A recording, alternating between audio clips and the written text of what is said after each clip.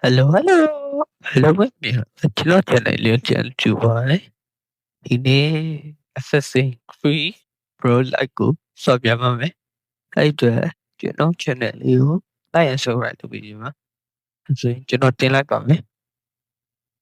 1 3 let's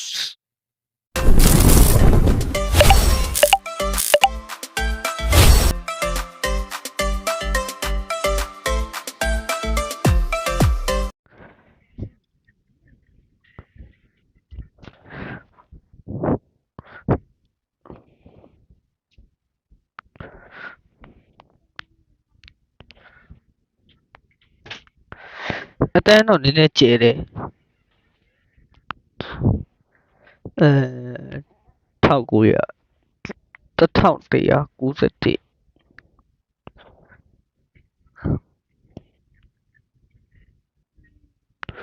အနည်းဆုံးတော့ကျွန်တော်တစ်ပိုင်းချင်းစီတင်ပေးလို့ရအခုမှစဆိုတာဆိုနည်းနည်းတော့အခက်အခဲဟိုပါရှိရဲ့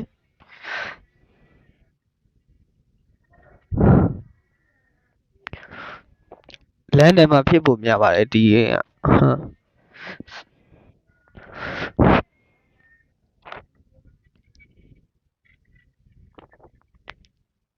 ဝါ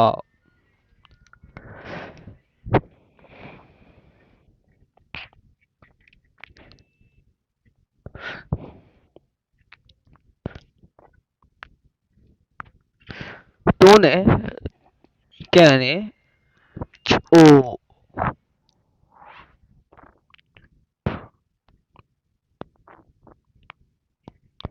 ဘောအတန်းတော့နည်းနည်းတော့မကောင်းကျွန်တော်အခုမှစလုပ်တယ်ဆိုတော့တခြားဗီဒီယိုတွေတင်တာနေဆိုတော့အစင်းတော့Assassin's Creed Bloodline please start the button နဲ့new season ဟုတ်တယ်အခုမှစမယ်ငါဟိုကြီးကြော်လိုက်ထားလိုက်ပါတော့ဒါလက်တီးကျွန်တော်လက်တီးနဲ့ပဲဆော်မယ်လက်တီးပဲ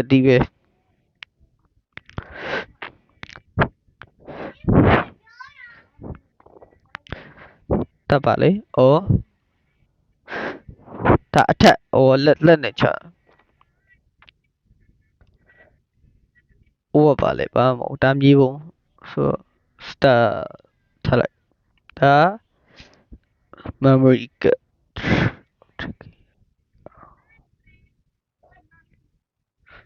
အဲ့နဲ့အားနေ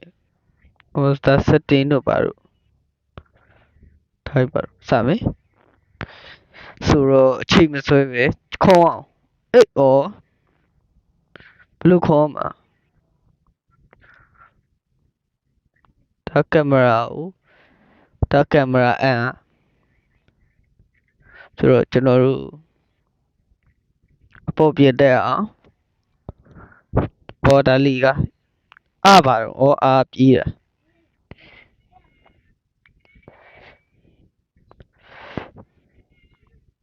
တခြားနီးလန်းတော့ရှိမှာပါအပေါ်လန့်ကြည့်အောင်ဒါအောက်ဒါညာဒါပဲရိုက်ကင်မရာအောက်နေလဲချရိုက်အမှုတူတော့ရိုက်ရိုက်အဲ့လိုခုနာH နဲ့မဟုတ်ဘလို့ခေါ်ရခဏလေးအချိန်ပြန်ယူမယ်မဟုတ်ရိုက်အဲ့နဲ့မဟုတ်နဲ့ဟိုကနေချတူလေးတော့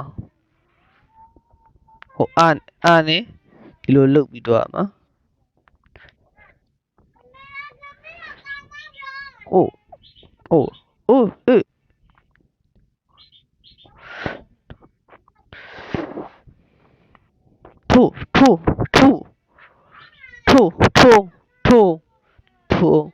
ထိုးဘာလို့မသိတာလဲတပါကြီးရော found the silver temple ကိုအိုင်ဆိုငွေရောင်ကျင်မှုဟိုပါပေါ့ထားကျွန်တော်တို့ဒီ ဒီကနေတွားအောင်အပေါ်တက်မလားအပေါ်တက်မယ်ဟာငါကင်မရာနည်းနည်းချိန်အောင်ပါရည်နည်းနည်းတော့မစော့တက်ပြီနည်းနည်းပေါ်ကြည့်ပြီးစော့မယ်အာနဲ့ဒါလေးလုပ်ပြီးတွားဓားမိဘူးလက်သီးနဲ့ပဲချမယ်ဒီကောင်ဓားပါတယ်ဟာ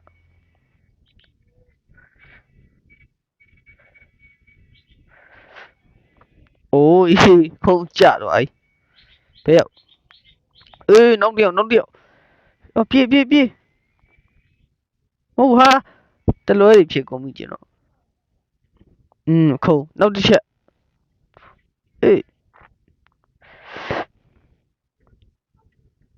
ဘယ်ရောက်အောက်မှာလားအောက်မှာဟာအောက်မှာနှက်ကောင်ရှိတယ်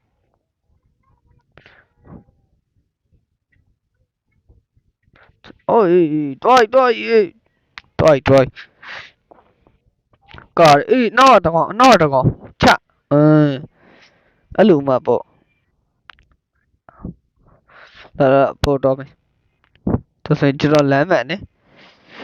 ပဲကျွန်တော်ဒါပါဟိုဒါပြန်ကောက်ပြောလေအခုမှစစောတာဆိုတော့ခုံတော့မခုံလိုက်အောင်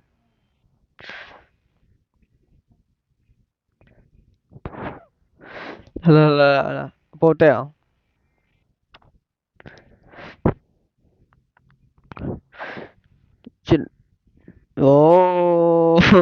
ဟာတားထုတ်နေကျွန်တော်ကလေပြေးပေါ်တက်ဟ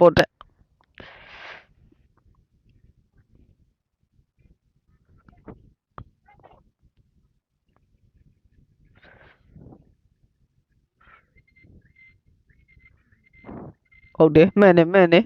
နောက်တစ်ချက်ဟုတ်တယ်ရည်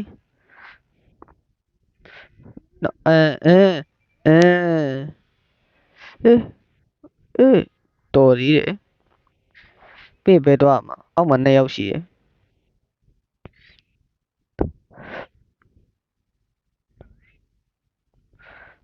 အောက်နည်းနည်းကြည့်အောင်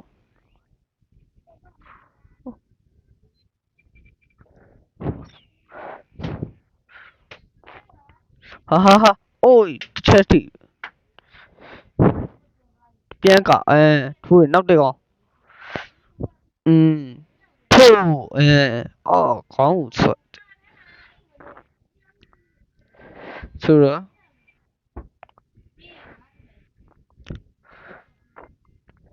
တဲ့တော့စေးပါလားဟုတ်တယ်စေးပါထပ်ပြီးကွာနေနောက်တစ်ခါတော့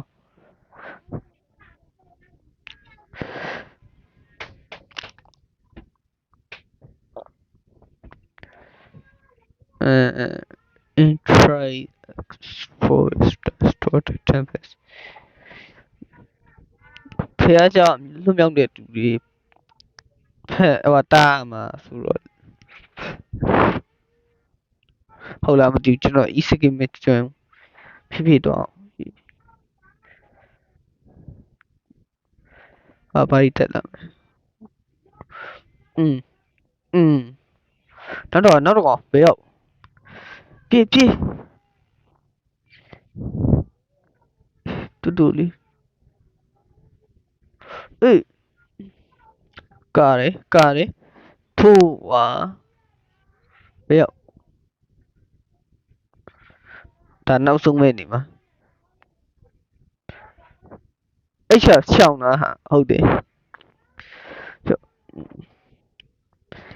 ဒါဆက်တော့ငါတိုင်နဲ့ကွယ်နေ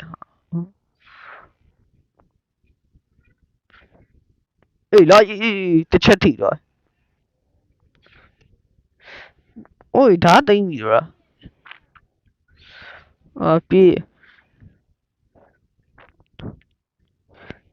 ဒါရှိခေဆိုတော့နည်းနည်းဓာတ်တွေပဲတုံးတော့တနက်မပါဘူးဆိုနောက်ကောင်အဆက်စိ ဆက်စိန်ဟီရဆိုတော့ကြည့်ရကျွန်တော်ဟိုကနေမှာလောက်ကျန်တက်ဖြတ်တူလူ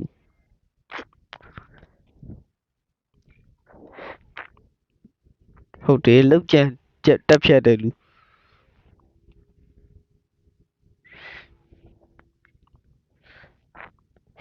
ညာကွေးအေးဩဘာကြီးကြောက်ကြီးမဲ့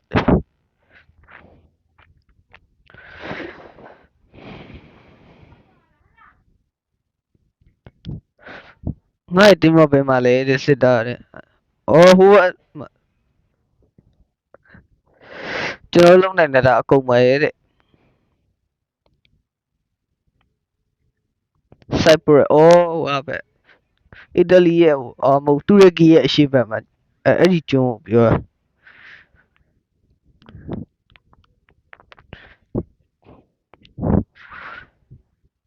ကျွန်တော်ထိချုံမနိုင်ဘူးလို့ပြောတာပဲ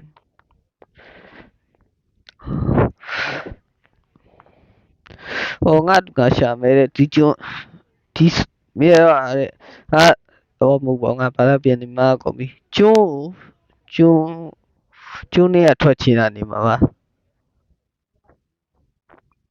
အေးကက်လိုက်အေး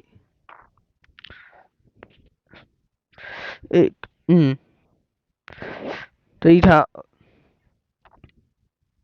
ရှောင်းမယ်အေးတော်ရီနောက်တစ်ချက်ကနိုင်တယ်တတိထား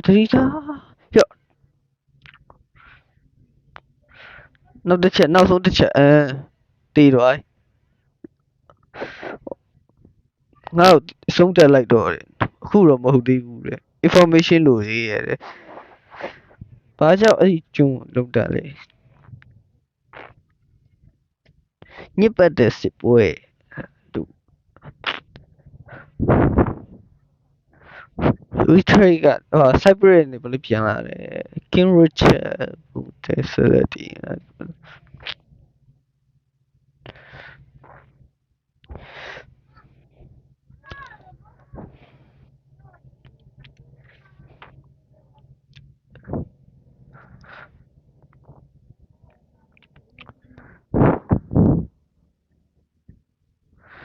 သူ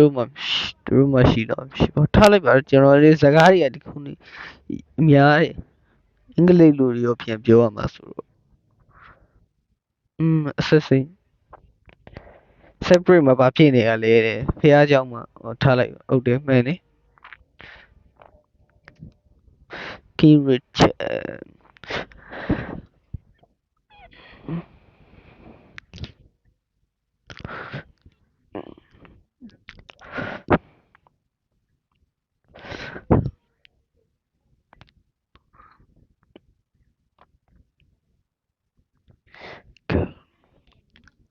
ဆက်တွယ်လို့ရလားသူတို့အဲ့ကျွန်းကနေ Alexandra သူ့ပြောလိုက်စမ်းပါတဲ့ဒီတစ်ပတ်အတွင်းလို့ဟုတ်တယ် Alexandra ကိုပြောခိုင်းတာဆိုတော့ Alexandra ဆို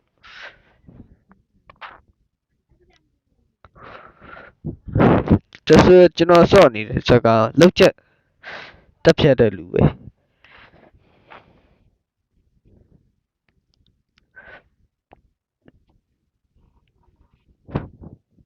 ကျွန်တော်မြင်လေးပါဒီကောင် sorry သူဖြတ်စီးရအောင်အဲ့လိုပြောဒါပါဩ April ရပါလေဒါတွေပါတယ်အဆင်ပြေနော် April တဲ့ weapon damage ဆိုတော့ဒါကိုပြစ်တာဆိုတော့ high speed ဆိုတော့ကျွန်တော်အမြတ်နှုံးပဲအထက် damage ပဲမြင်လိုက်မယ်ဟုတ်တယ်အထက် damage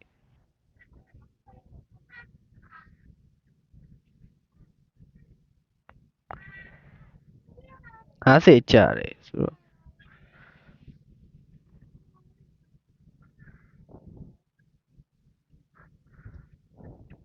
ဒါနေရ50ကျွန်တော်ပတ်စံမရှိသေးအဲ့တော့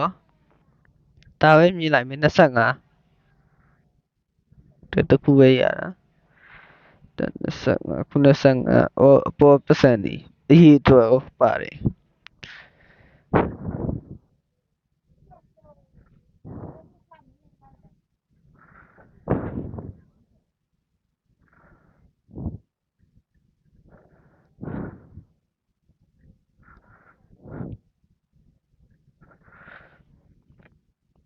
ဆိုတော့ဒါအော်မဟုတ်လေထွက်တာဘေးခလုတ်တော့ဟာ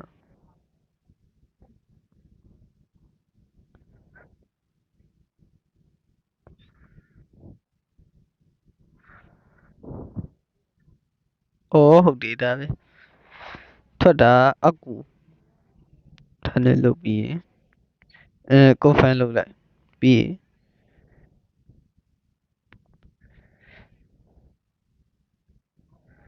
memory 1ဒါ memory 2အခုပါစိတ်လိုက်ပြီ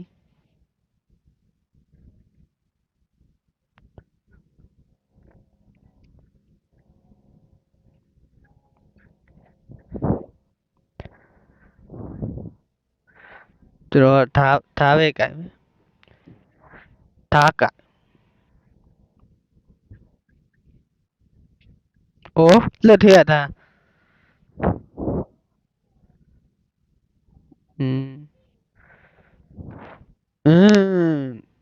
မိုက်တယ်အဲ့ကွာ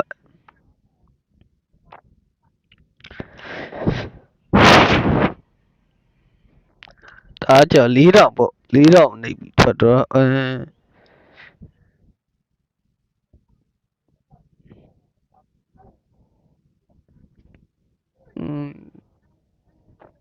ဟိုလီကားပေါ်တက်လီကားပေါ်တက်မယ်အေးပြည့်ဒီဒါပေဒါခုနပိုကျတော့လီကားပေါ်မြင်ရတက်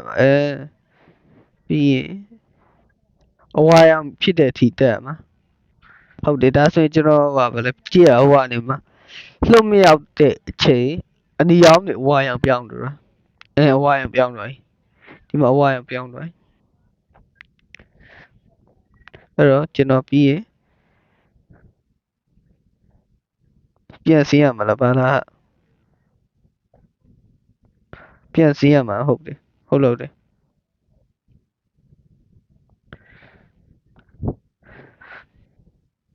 ဝိုင်းနေရမှာနေမှာပြန်စင်းတဲ့အချိန်ဟုတ်ပါ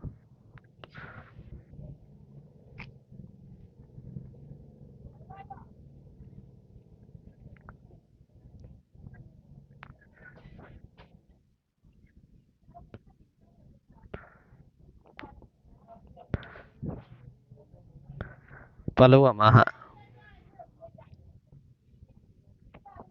တပါကြီးတော့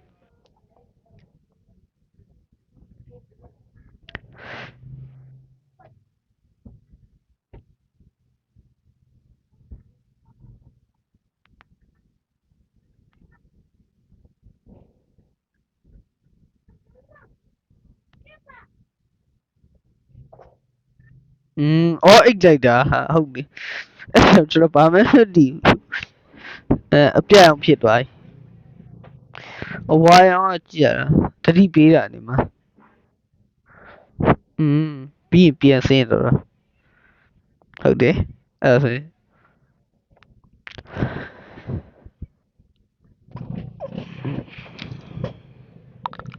ဆင်းပြေတာပေါ့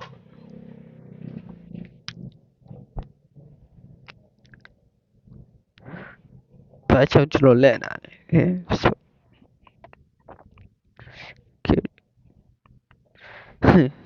သူတို့ကြည့်ရမင်းတို့ရှိမပြောရှင်တော့ဟုတ်လားမသိကျွန်တော်ဘာသာပြန်လာနေနဲ့လွတ်လပ်မဖြစ်တော့ကျွန်တော်အခုမှဂိမ်းဆော့တာဆိုတော့စိတ်ပြေမှာမင်းမျက်နှာပြစမ်းပါမျက်နှာပြစမ်းရုပ်ဆိုးတဲ့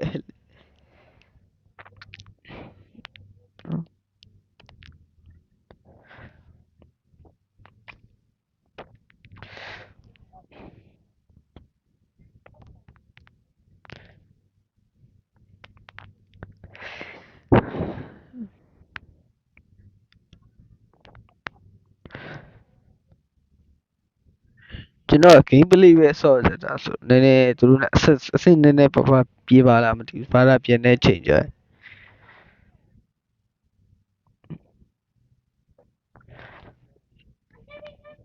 အနောက်မှာတော့ဟုတ်လားမဟုတ်ပါဘူးကျွန်တော်ဒီကိုတွားခိုင်းတာဟုတ်တယ်တွားမရောက်ဟာနောက်မှာနှက်ကောင်ရှိလုံနေနေမဟုတ်ဟာငါတက်တက်တာပေးရတယ်ထားလားဟုတ်တယ်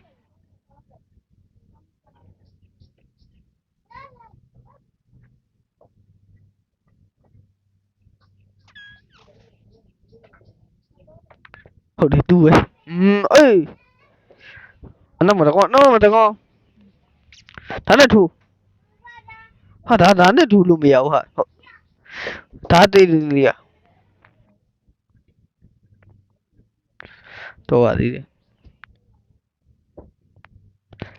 အကောင်ဒါနဲ့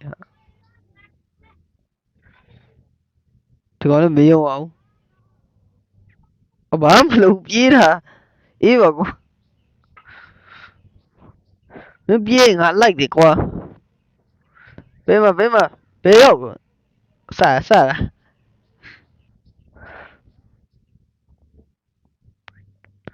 ဒါတိတ်လိုက်ပါအောင်မယ်ဟုတ်တယ်ဒါတိတ်ထတာကောင်အေး sorry အေးတကောင်းလိုက်ဒါလေးမတိမတာလေး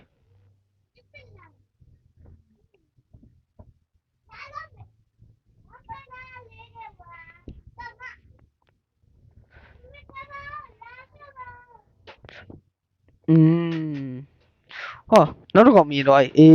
အဲ့လိုပဲဒါလက်တီးမြင်ပြောင်းအေးလက်တီးနဲ့နောက်မှာတစ်ကောင်ရှိရနောက်မှာတစ်က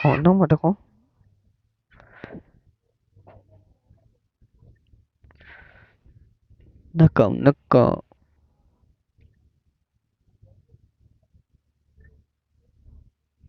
ဘာရှောက်လို့တော့လေတွားပြီး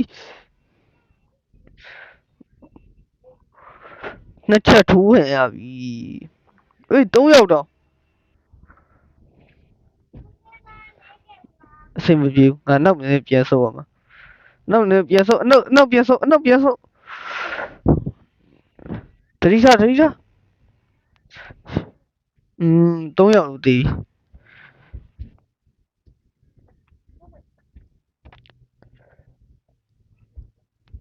ထားပြန်တိတ်လက်တီ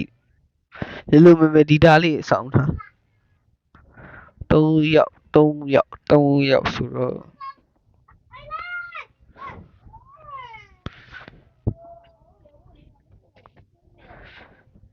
ကဲကျင်းတာကွာဒါပေမဲ့ဒီကောင်ကြီးတက်မှာဟာရှုံးသွားပြီဟာဟုတ်လားရှုံးသွား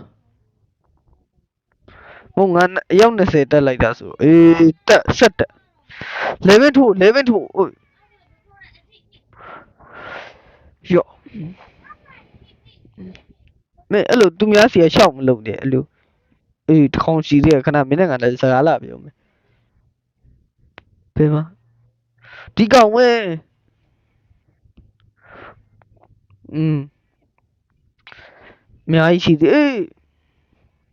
တကောင်းလည်းမှတ်နေတာ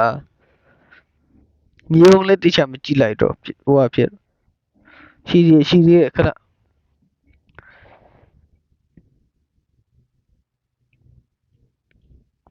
မတိလောက်ဒီကောင်ရင်မလောက်ရချင်းကိုရင်လောက်လိုက်တာလာစကားပြောလို့ရတယ်မုံကသူများရှောက်တက်ပြီးတော့မှာဩတရိကန်နေရမှာဩစကားပြောပတ်စံရပြီဆိုတော့နောက်ထပ် mission တွားတော့ဒါ memory timeline ဟုတ်လား memory ရော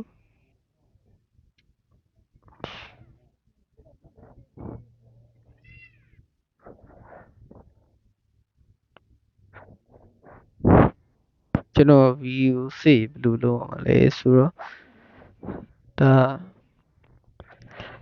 ဩ မြေပုံ thief assassin delivery gate company ထားပါကျွန်တော်နေရှုပ်သွားလားဘာလာလောက်တာလဲဒါနဲ့အနီရောပါလေ gate gate ဒါဆိုရင်ကျွန်တော်ဒါဘလူးစီးရမှာ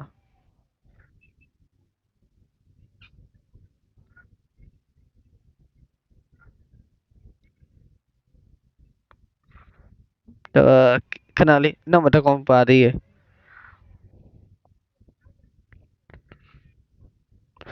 ငါမဘလူးတိတာငါဓာတ်ထုတ်လိုက်တာလားမဟုတ်ပါ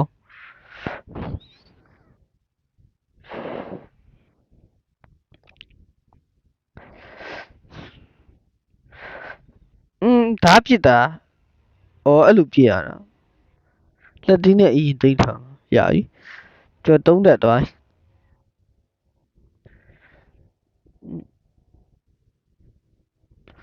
ကိစီရင်သွားအောင်sorry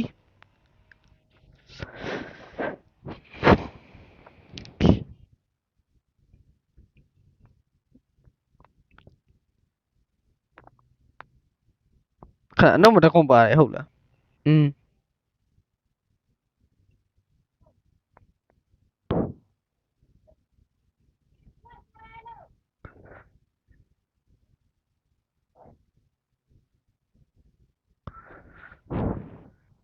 ဒီဘိုးတော့ပဲဒီဘိုးတော့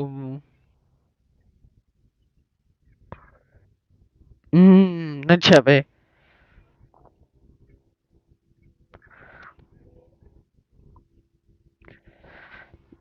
တကောင်ရှိသေးတယ်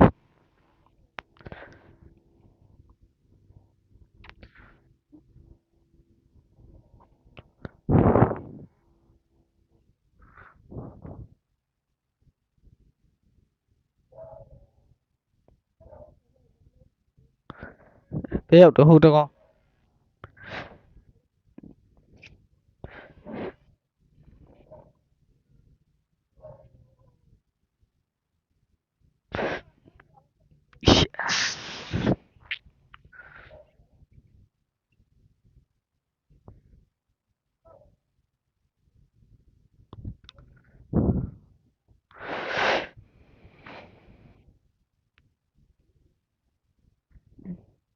ကျေးဇူးတင်ပါတယ်တကောင်ကျန်သေးတယ်နောက်မှာ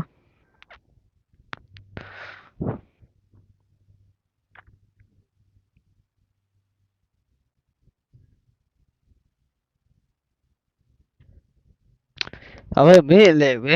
ပြေးမယ်ပြေးတားကလို့ပြေးတားနဲ့လွဲသွားတယ်နောက်တကောင်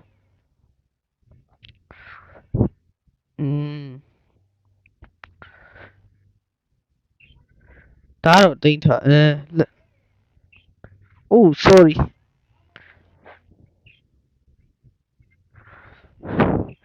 မစ်ရှင်ရပဲမှာမစ်ရှင်မရှိဘူး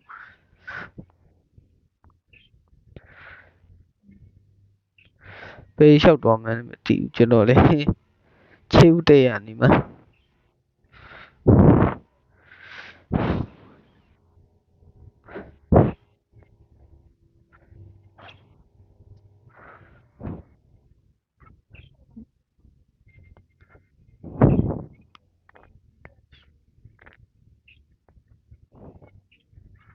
အောက်မှာတကောင်ရှိရယ်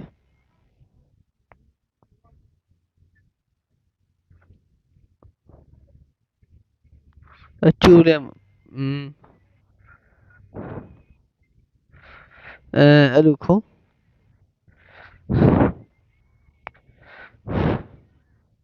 ဝိုင်းနေအဲ့တော့ကျွန်တော်ဘာမှလုပ်ဖြစ်ရတော့မရှိဘူးဟိုကောင်လေးပြက်မဟုတ်အဲ့ကိုခဏလုပ်မိတော့ sorry တော့ကျွန်တော်မရှိမဲလုပ်တော့မယ်မရှင်ဟုတ်တယ်မရှင်မဲလုပ်တော့ပြီးရင်ကျွန်တော်ဒီဘက်ပြန်လာလို့ရတယ်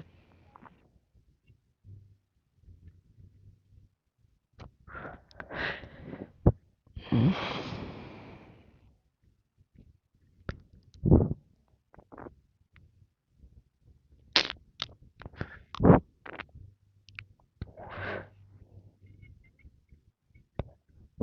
တော်ဓာတ်ကြီးကြိုင်တာဆိုတော့ကျွန်တော်နည်းနည်းဥပဖြစ်လို့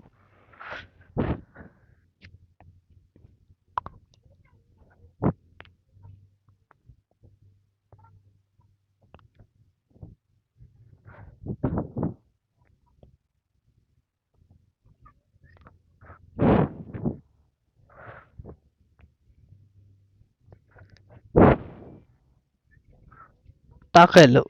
မဟုတ်ဒီကောင်တားခဲ့လို့ထား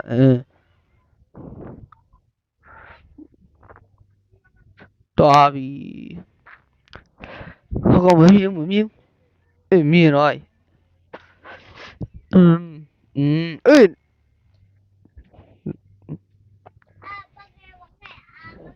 ဆိုတော့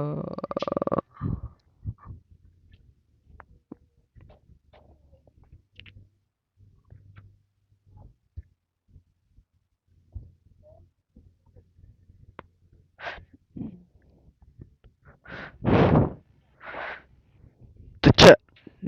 နှစ်ချက်ပြေကာနောက်ဆိုပြီးကိုင်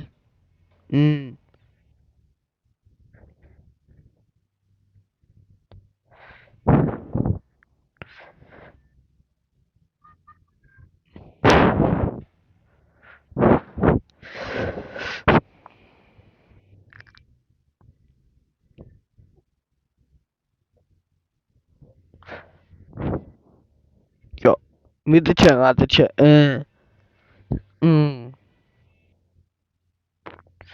那个呢，ဆက်ပြီးရှင်းရအောင်မလားကွာနှစ်ကောင်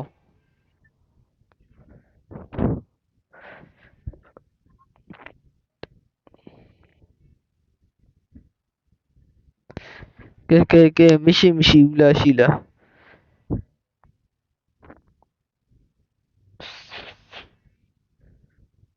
ဂိတ်ဒီဆိုတော့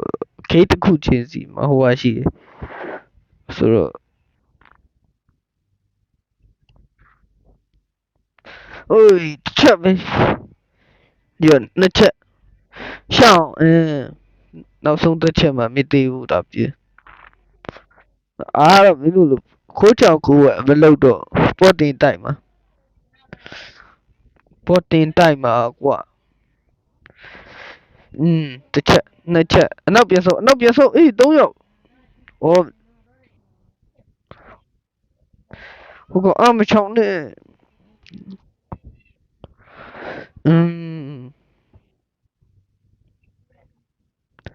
လောက်ကွာအေးတကောင်းကြံသေးတဲ့နှစ်ကောင်3ချက်ငါဒီမှာအနောက်မှာ3ချက်ဟိုစိတ်ကန်းဟာ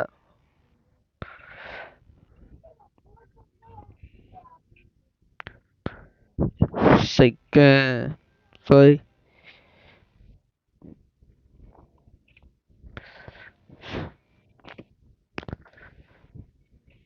အေးချောရှောရေပြုတ်ကြ